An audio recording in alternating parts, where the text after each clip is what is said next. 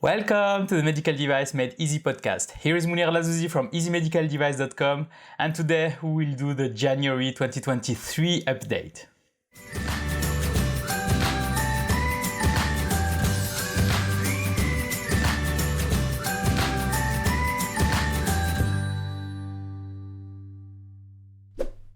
Welcome everyone, and first of all, I wish you a happy new year. All my best wishes, all health, happiness for you during this year, and I hope you had spent a good holidays and had a great rest during this end of this year. So the new year, so 2023 is starting now. So let's look at what will happen to us and what happened first in December, and also what will happen to us in the few next months. This regulatory update is provided to you by MedBoard. MedBoard, the regulatory research and intelligence platform, is focused on solving the problem with increasing news and data and new requirements, as regulatory intelligence, post-market surveillance, clinical literature review, and many more. We are making trusted medtech information and data more accessible, creating the largest information portal search and the best tools for review, intelligence, and portfolio management.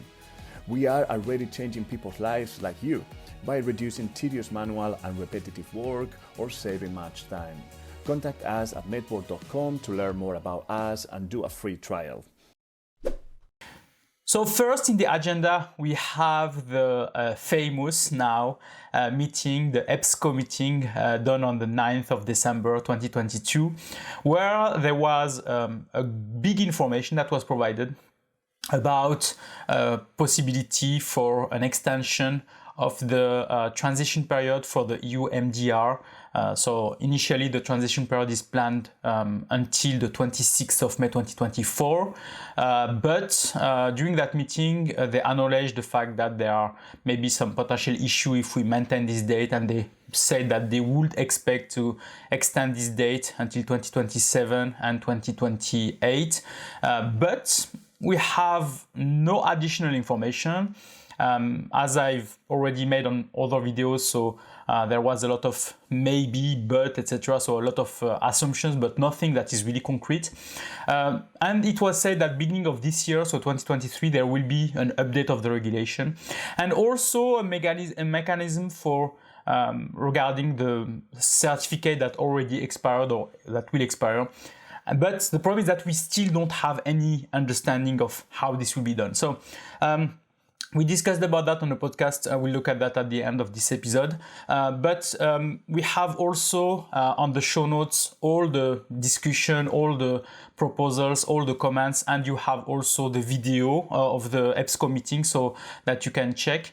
And we have also Eric Verbrecht, who has made an article about that, putting in place also all the context and all the situation, and also showing that there are really some elements that should be really understood in the fact that nothing is done, nothing has been signed, nothing has been agreed.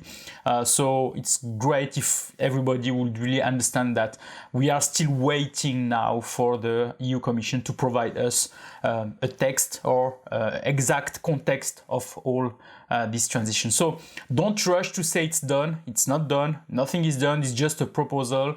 Now they have really to come with the right information and with the right text. So I really propose to you to go to the to read Eric Verbrecht's article on medicaldevicelegals.com, if I remember. So you can go to look at that, and you'll see exactly all the discussion, where it's mainly putting some kind of questions to everyone and also to the community, and see if this is mainly helping you also to understand the situation and maybe to push to go in the right direction regarding that. Okay, next on the agenda, we have the implementation rolling plan for November 2022, where it's listing all the things that are done, because there are a lot of things that says done, completed with the dates. And there are a few things that are still remaining. So the things that are done are, for example, the common specifications for Annex 16 that are published now with the timeline also, and we discussed about that during last episode. There are also the elements that are in progress, which are for the IVDR, the EU reference laboratories that are still not available. So they have made a campaign, if I can say, to ask laboratories to enroll. So I don't know if there are any that are now enrolled to that, but we need those laboratories, those reference laboratories for Class D devices. So this is something that is really blocking the system. And we have also a work to be done on the UDI system for the individualized products like the contact lenses. So when you are selling that individually, so if there is any way to you have a UDI system for that. So mainly this is what is mentioned there. So there are still few things to be done, but apparently these are the things which I find a bit short in terms of elements that are remaining, because for me there are a lot of things that are still to be working on. They are also planning the UDAMED implementation for all the different modules. They are planning a lot of things. Notified bodies also, how to maybe accelerate their accreditation. But yeah, this is mainly the list that is visible now on the implementing rolling plan. Okay, an update. So if you have not noticed that, so the old manual, borderline manual for medical devices is now not available anymore. Now we have the new manual with the EU MDR. And on this manual, you can see a new update about it.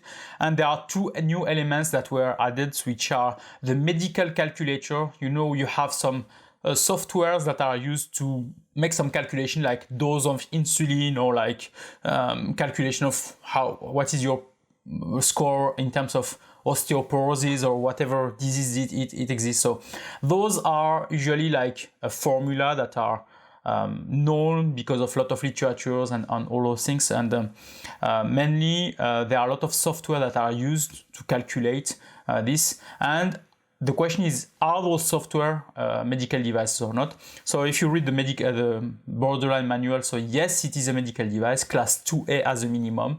So it's mainly what is mentioned there. And you have also another update, which is about the needle counter after surgical procedure. So after you finalize the surgical procedure, there is a device that is called the needle counter. So it's to verify that you have removed all the needles, all the things before to close the patient. And here it says, is it a medical device? So the answer is no, it's not a medical device, because it's not following the definition of medical device for treating a patient or diagnosing anything about the patient. So you see that this borderline manual will help you to identify if your product is a medical device or not. This is mainly for products that are really borderline, so you will not find any products. You will find maybe some products that are borderline.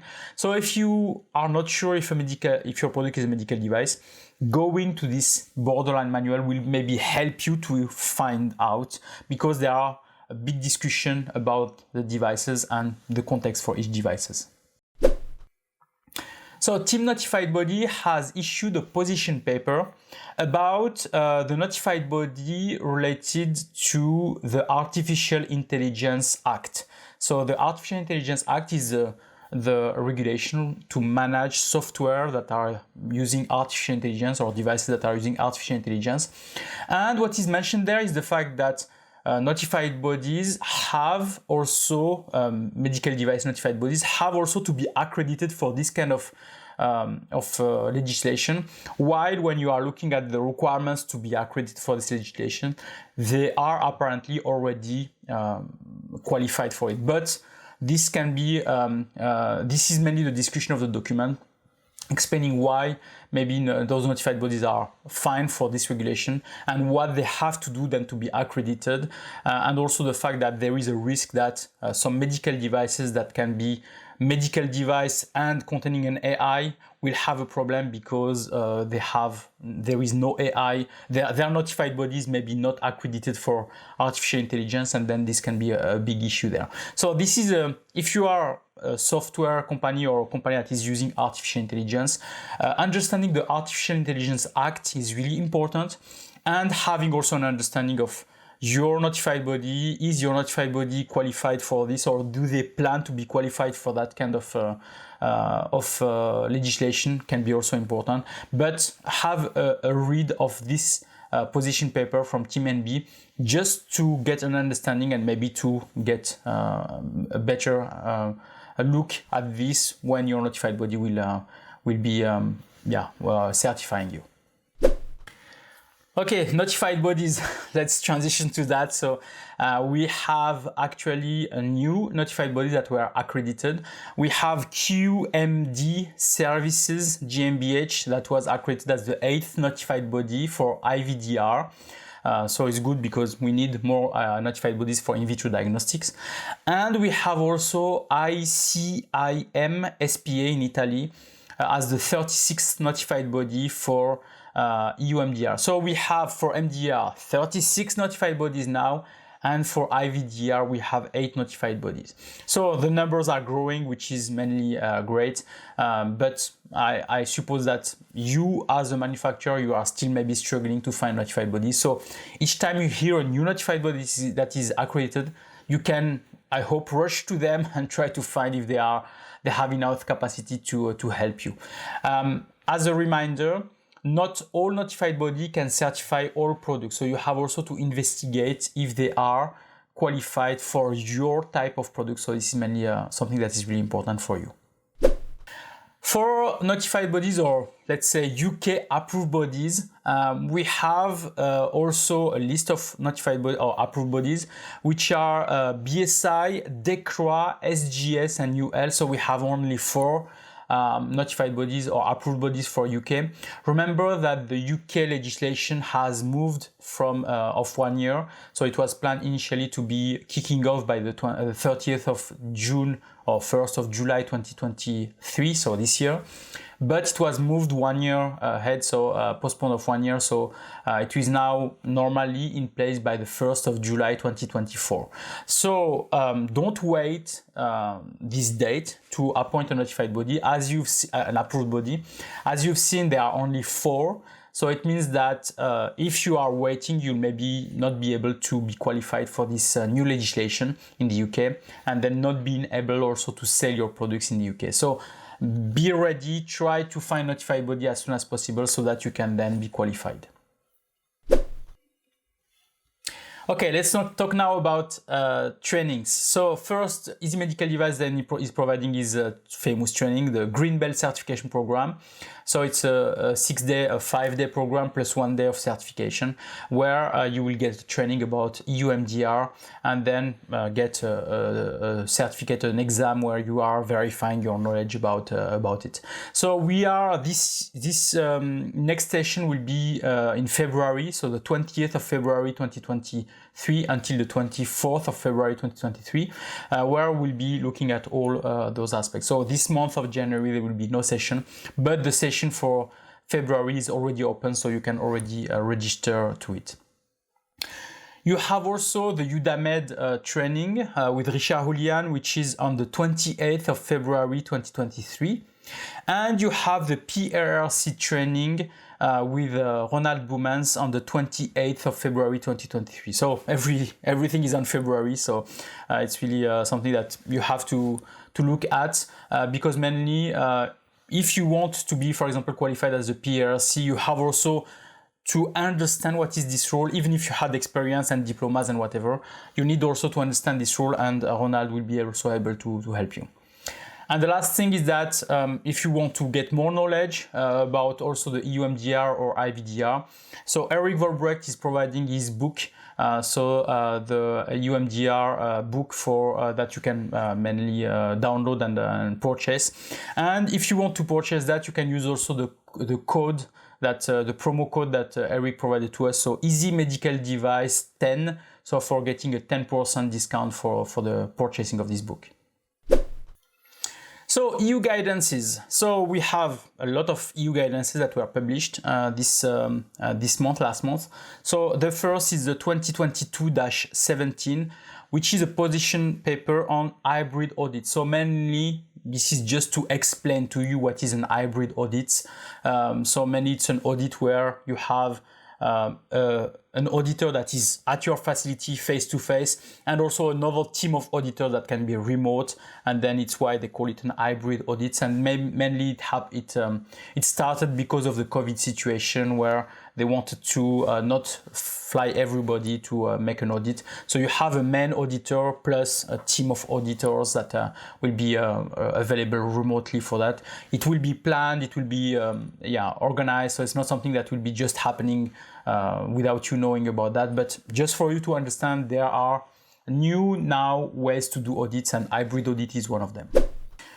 We have then the MDCG 2022-18, which is the famous position paper that was released the 9th of December, so just after the EBSCO meeting, where it was talking about the fact that if your certificates were expiring, your MDD certificates were expiring, and then you cannot sell any more your devices, then the competent authority can take the lead and then be your kind of notified body. Or it was what we discussed with Eric Volbrecht about the orphan procedure.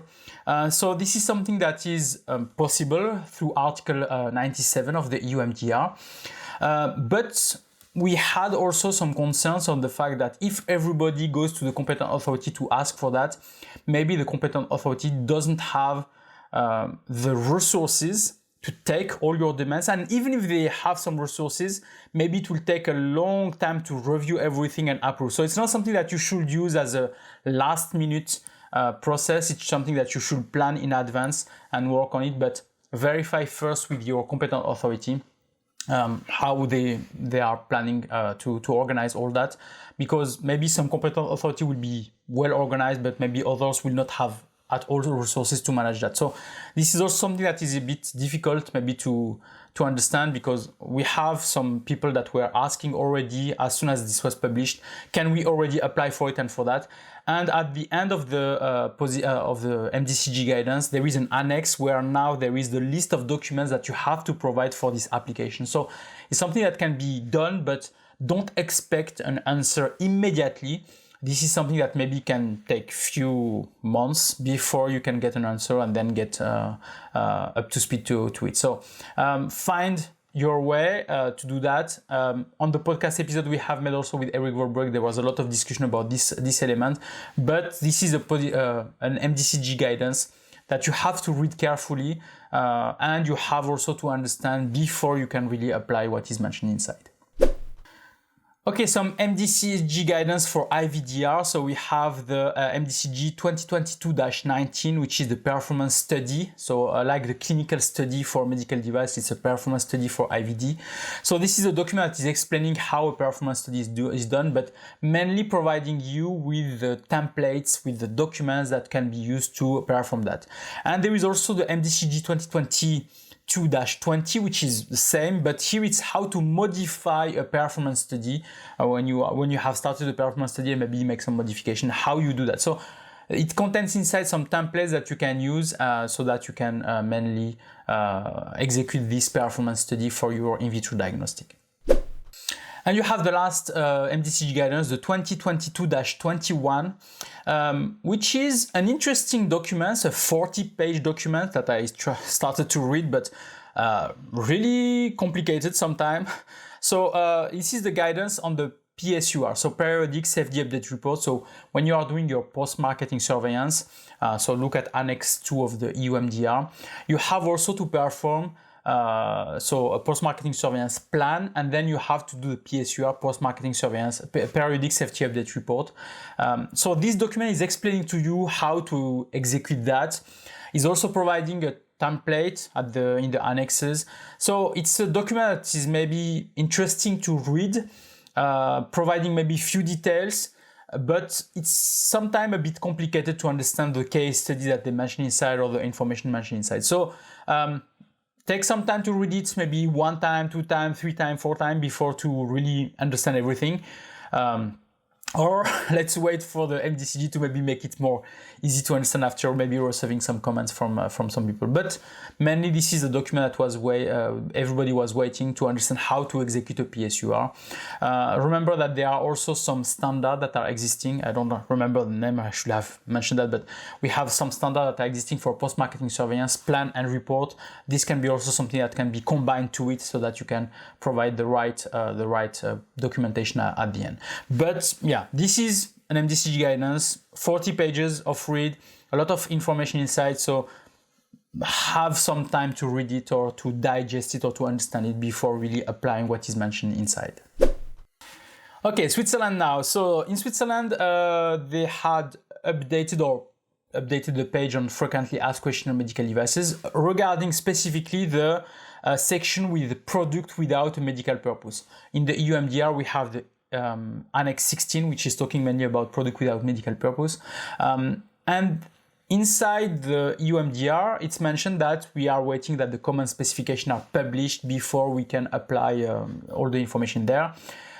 In Swiss, it's different. They say until the Swiss medic is defining a common specification, then they will have to apply the clause that is mentioned in the Swiss legislation. It's not done for the moment in Switzerland, so actually the old legislation is still applicable for those products, but it's mentioned that it's also ongoing. So don't think that what is happening for EU MDR and Annex 16 is exactly the same for Swiss Medic for the moment, until they are really designating common specification. They are still considering that this product should follow the old standard. And if it follows two different standards, like two different legislation, like also the machinery legislation, then you have also to comply with both legislation onto it. So this is a bit different. This is the difference between EU MDR and Swiss. So if you are in the Annex 16 products, look at the show notes and look at specifically this link about the frequently asked question on Annex 16, and you will see exactly what is expected to you. In the US now, so we'll talk specifically about product codes. So when you are looking for classifying the classification of a medical device in the US market, the first thing that you have to do is to find the product code of a device, and sometimes it's a bit tricky sometimes to find that. So there is a database where you can try to find the product code, but there are some products that can be a bit difficult. I just wanted to share with you two types of products that maybe you are using and maybe can help you to find the product code for those products. The first product is non-invasive body contouring technology, so it's mainly the thing that are used like for the Annex 16 for lipolysis, lipoplasty, etc. So those technologies are considered as medical devices. And you can see on this link, you have a link with a lot of the products, the product code that can be considered for the type of device that you are looking at. And the second is new technology one, which is the augmented reality or virtual reality in medical devices.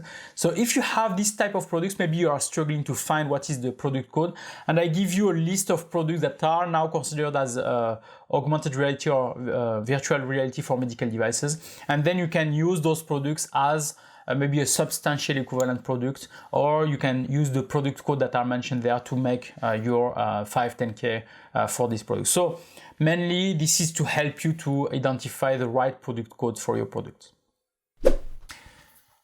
Now, Saudi Arabia, we have a guidance that was issued, which is the MDCG 008, which is a guidance on classification of medical devices in Saudi Arabia. And for the ones that are selling to Saudi Arabia, you will discover that this guidance is nearly the same as what we are doing in Europe, which is great because then there is no big gap between what is done in Europe for the classification of a medical device and what is done in Saudi Arabia. So most likely what you will put in place in Europe will be exactly the same in Saudi Arabia. And when you read this guidance, you will see also that the content is nearly the same as the guidance for the MDCG guidance on classification of medical devices. So this is something that I like when there is an harmonization, so that it's not really complicated. When we are going from one country to another, then it's making life easier. So if you are going to Saudi Arabia, if you are willing to classify your device, look at this guidance here. It's providing you all the details, all the explanation, all the guidance. It's really didactic, so it's really providing you images and graphs and this and that. So it helps you really to classify your device correctly in Saudi Arabia.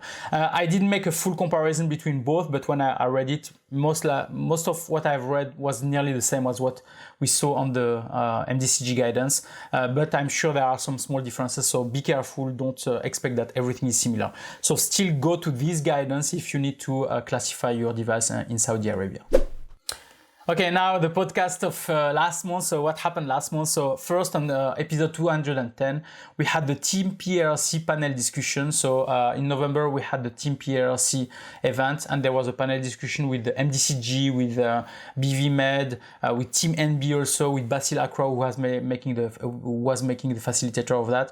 And it was talking specifically about PRC, so the role, what is expected from them, etc. So if you are willing to be a PRC, listening to this episode will be really important for you.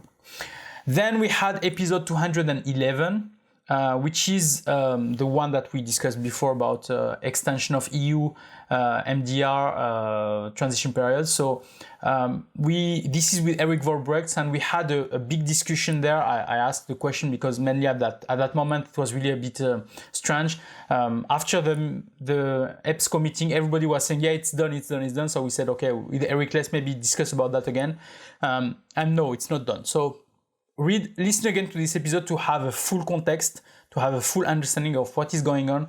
We discussed also during this episode about the MDCG guidance 2022-18 for the Article 97. So if you want to have a clear understanding of everything, you have really to look at this episode. And the last episode, the 212, with Karandeep Badwal. So we have made a specific episode. It was a Christmas episode about grow your LinkedIn profile. So I know that a lot of people that are listening to us want also to be big, if I can say, in the business, in the LinkedIn Live and LinkedIn activities. So the idea here was to help to understand more LinkedIn, how to post on LinkedIn, how to follow the LinkedIn activities. And this is mainly something that, I hope will help you. And we made also a challenge, and I reiterate again this challenge today. So we made again a challenge about how to help you grow. So we use the hashtag EMD challenge. So what we ask you is mainly to go to this hashtag, you click on this hashtag, and you go and you follow this hashtag. And the idea is that anyone that is publishing on this hashtag EMD challenge, we will try to make to help this person to grow and to get more views on their posts just by following it again, or by liking it, or making some comments or whatever. And the idea is mainly to help people that want to grow in the quality and regulatory affairs for medical devices. So don't hesitate to use this EMD challenge tag so that we are really growing the community and growing your visibility within the quality and regulatory affairs field. Okay, so it was a pleasure really to give you this regulatory update. Don't hesitate to contact Easy Medical Device at info@easymedicaldevice.com if you had any question. We are helping medical device manufacturers to place their device on the markets. We are providing consulting, training. We are also authorized representatives, importers in the European Union. So don't hesitate if you have any questions, if you need any support, if you need any help. We are here to help you. So thank you very much, and I wish you a nice day.